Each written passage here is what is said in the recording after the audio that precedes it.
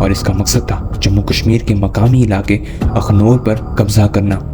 Pakistan army نے کامیابی حاصل کی اور بھارت کے کئی مقامی علاقوں پر قبضہ کر لیا، لیکن بھارتی فوج جس موقع کی تلاش میں تھی، پاکستان کی لیڈرشپ نے انہیں ان کی جھولی میں دے دیا۔ آج ہم 1965 کی جنگ کے ایک اہم آپریشن گرینڈ سلیم پر بات کریں گے۔ یہ آپریشن پاکستان کی طرف سے 1 ستمبر 1965 کو شروع کیا گیا تھا اور اس کا مقصد تھا جموں کشمیر کے مقامی علاقے اخنور پر قبضہ کرنا۔ اس قبضے کے بعد یوں سمجھیے کہ کشمیر پاکستان کی جھولے میں آ کر گر جاتا اگر پاکستان کی فوجی قیادت ایک غلطی نہ کرتی۔ وہ غلطی کیا تھی؟ آئیے دیکھتے ہیں۔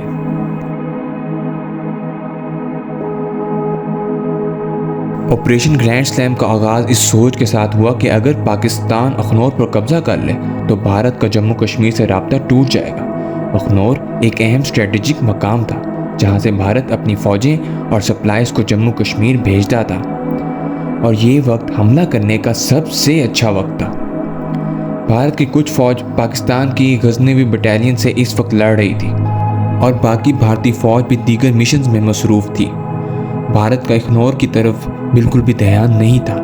بھارت اس بات کا تصور نہیں کر رہا تھا کہ پاکستان اپنی پوری طاقت سے بھارتی فوج پر ٹوٹ پڑے گا۔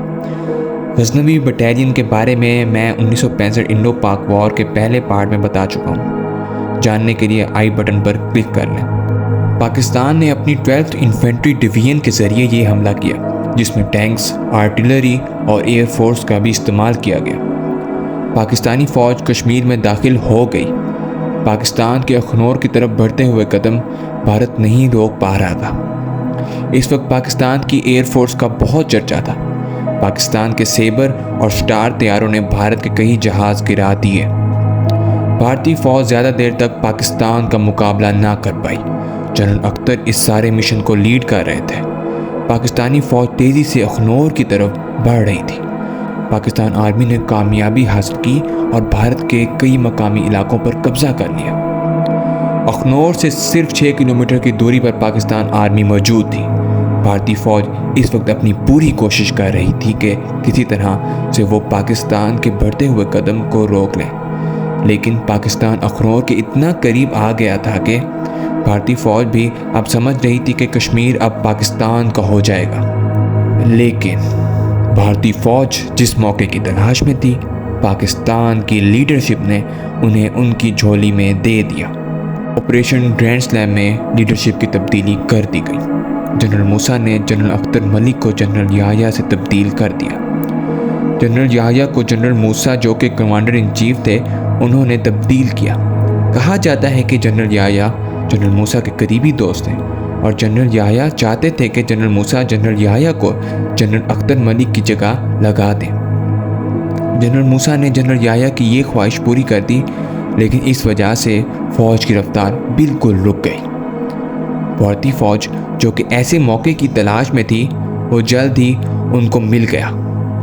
اس تبدیلی کے دوران کافی وقت ضائع ہو گیا تھا۔ اب جب پاکستان آگے بڑھا تو بھارتی فوج پوری طاقت سے تیار ہو چکی تھی۔ پاکستانی فوج اس وقت چھم کے قریب تھی اور دریائے توی کے اس پار جوڑیاں تھا۔ بھارتی فوج اب جوڑیاں میں اپنی دفاعی پوزیشن لے چکی تھی۔ پاکستانی فوج نے جوڑیوں میں بھارتی فوج کا مقابلہ کیا اور جوڑیوں پر قبضہ کر لیا، لیکن بھارتی فوج نے اس وقت اخنور میں انتہائی مضبوط پوزیشن بنا لی تھی۔ جنرل یحییٰ نے اخنور پر حملہ کرنے کی بجائے دفاعی پوزیشن لے لی۔ پاکستان کی دفاعی پوزیشن لینے کے بعد بھارتی فوج مزید مضبوطی کے ساتھ مورچہ زن ہو گئی اور ایک بڑی فوج کے ساتھ اخنور میں پہنچ گئی۔ پاکستانی فوج نے واپسی کا فیصلہ کیا کیونکہ یہ بات اب واضح تھی کہ اخنور پر قبضہ اب ناممکن سا ہے۔ آپریشن گرینڈ سلیم اپنی کامیابی کے اتنے نزدیک پہنچ کر ناکام ہو گیا اور بھارت کشمیر پر اپنا قبضہ برقرار رکھنے میں کامیاب ہو گیا۔ جب آپریشن گرینڈ سلیم ناکام ہوا تو اگلا دن 6 سپتمبر کا تھا۔ اس سے پہلے پاکستان کے بہت سے علاقوں میں بھارتی حملے کی وارننگ جاری ہو چکی تھی۔ پاکستان میں یہ خبریں بھی پہنچ چکی تھیں کہ بھارتی فوج پاکستان پر بڑے حملے کی تیاری کر رہی ہے۔